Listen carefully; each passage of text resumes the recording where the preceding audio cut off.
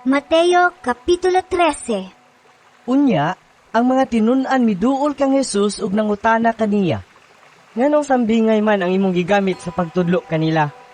Si Jesus mitubag, Ang mga tinago mahitungod sa paghari sa Dios, gipadayag na kaninyo, apan wala ipadayag kanila. Kay ang aduna na iya, dugangan pahinuon, aron maiya ang labaw sa iyang gikinahanglan. Apan sa tao nga walay nahut, bisan ang gamay nga naa kaniya, kuhaon pagyod. Nagamit ako og mga sambingay sa akong pagtudlo kanila, kay nagtan-aw sila apan dili makakita, ug namati apan dili makadungog, ug dili makasabot. Busa, natuman ang panagna ni Isayas. Nakakita kamo og nakadungog, apan nagpakabuta-bungulang kamo.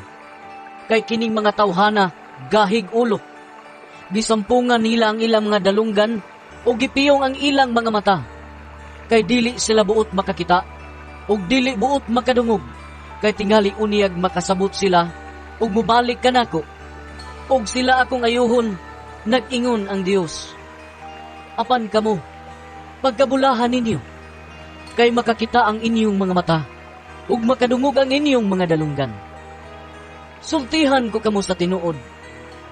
Daghang mga propeta, ug daghang mga tao sa Dios nga buot gayon unta mo tan-aw sa inyong nakita, apan wala sila makakita, ug gusto untang mamati sa inyong nadungog, apan wala sila makabati.